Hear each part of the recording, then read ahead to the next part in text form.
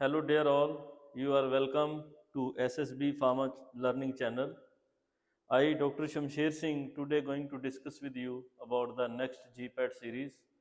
Again this series will contain number of new tricks that will be useful for your GPAT exam as well as number of questions with explanation.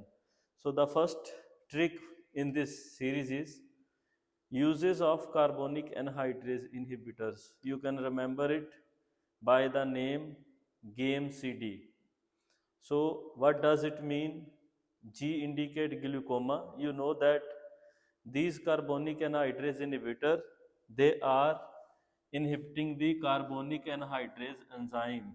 That is where the CO2 and HO2 in the presence of carbonic anhydrase converted into bicarbonic acid, which is further degraded as HCO3 plus H positive ion.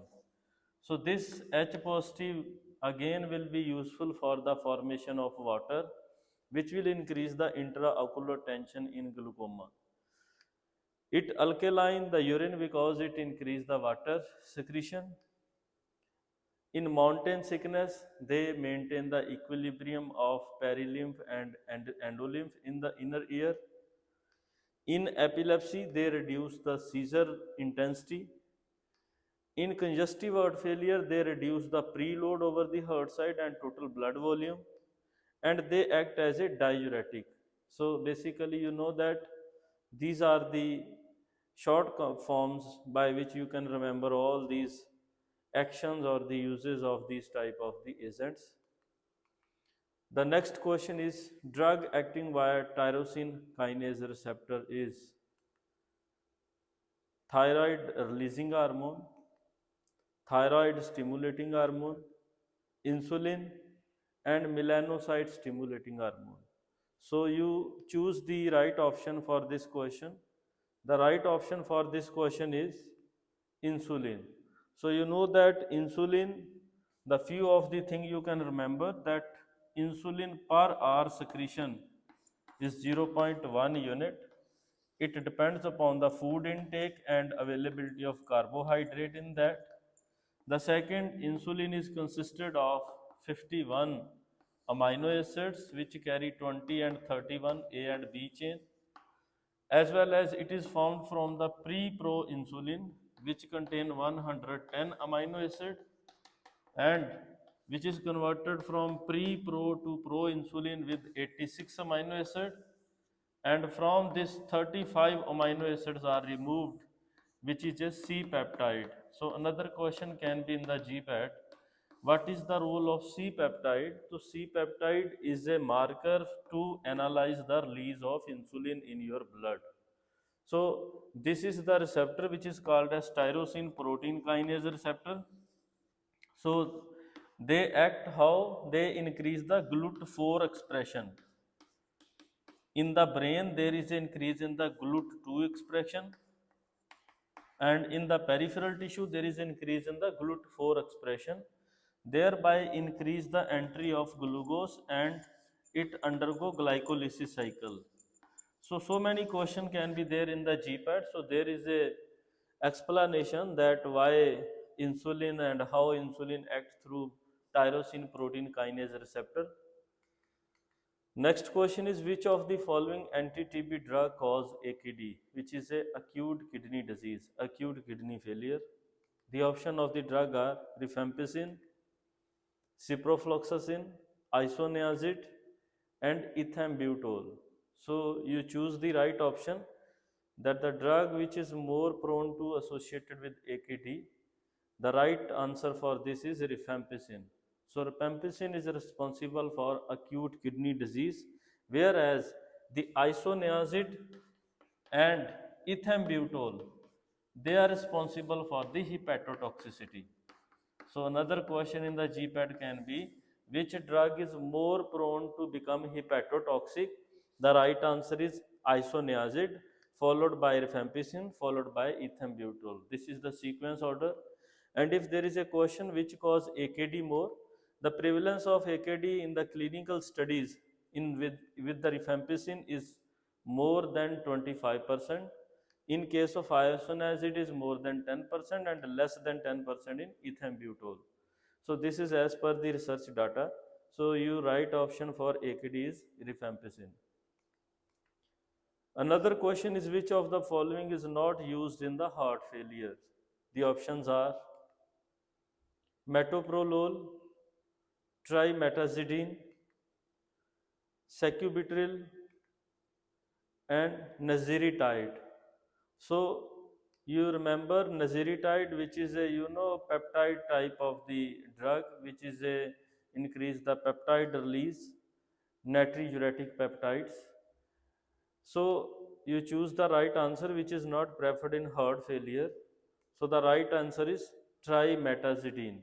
So I will tell you that trimetazidine, which is a drug used for angina, so it increase the that oxygen level whenever the pain in the heart is due to hypoxia and ischemia. But trimetazidine in case of heart failure is not preferred.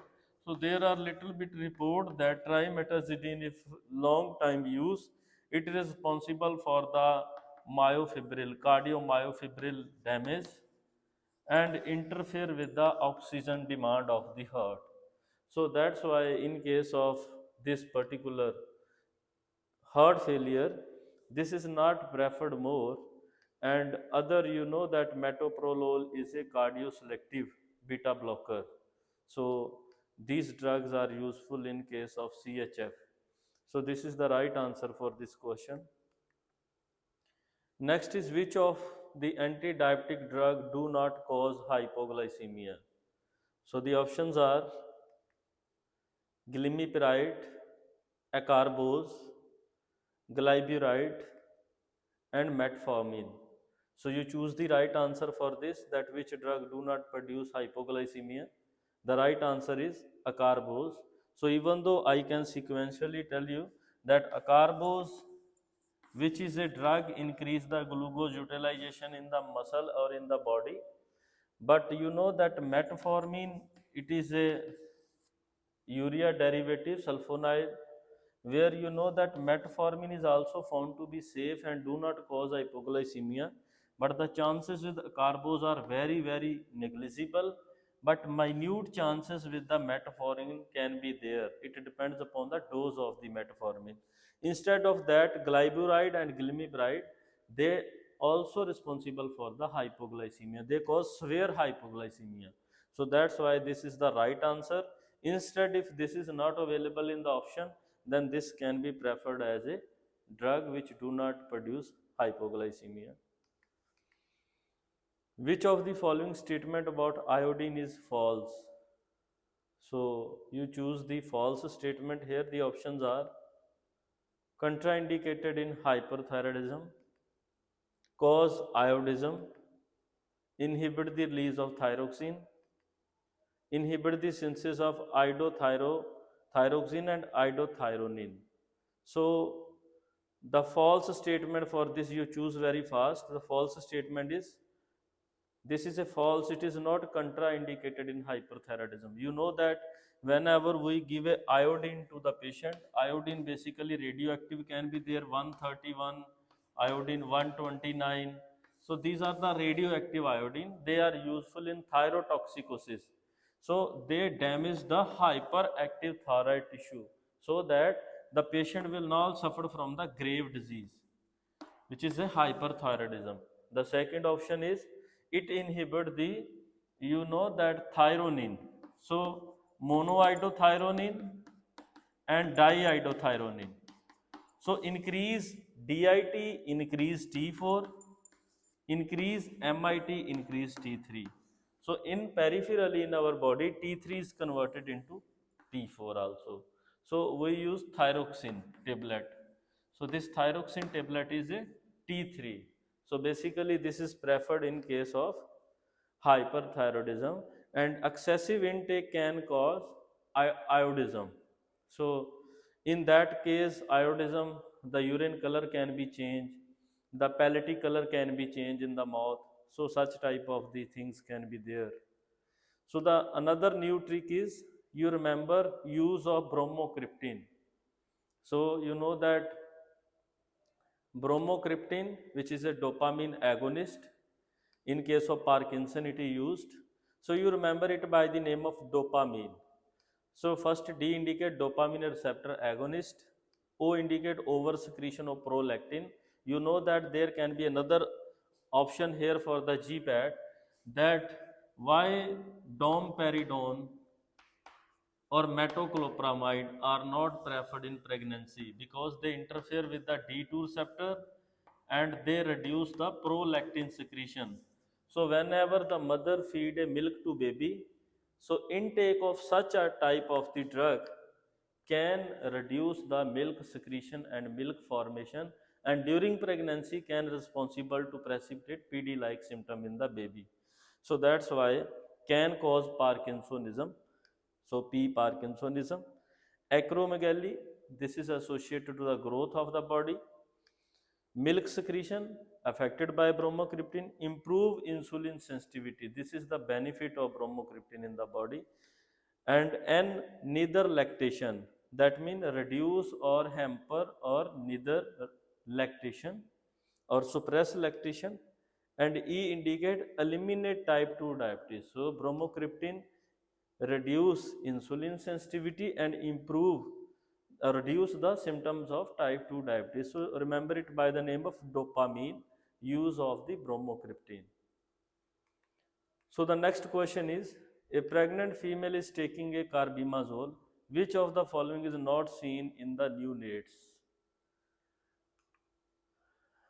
That is conal atresia, then scalp defect, then cleft lip palate, or fetal goiter. You choose the right answer. Which of the following is not seen in the neonates? So with the carbimazole. So cleft palate will not be seen. So cleft palate is caused by phenytoin, when you administer phenytoin during pregnancy, and another chances with the valproic acid.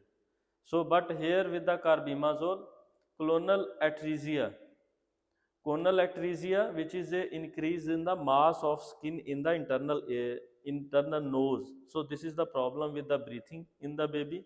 Scalp defect can be in the scalp. Fetal goiter, you know that there is an increase size of that particular thyroid gland.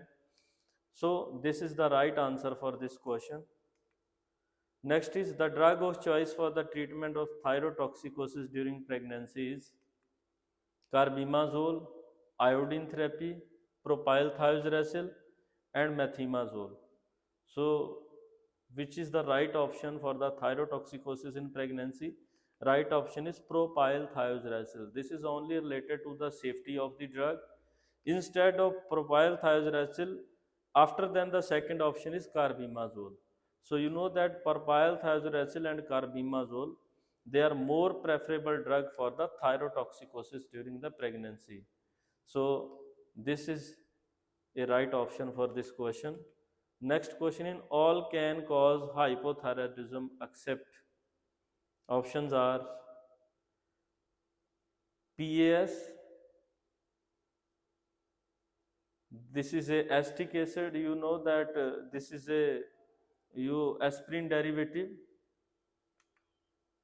Then there is a captopril, then there is a lithium.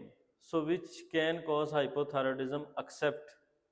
The right option is captopril do not cause hypothyroidism.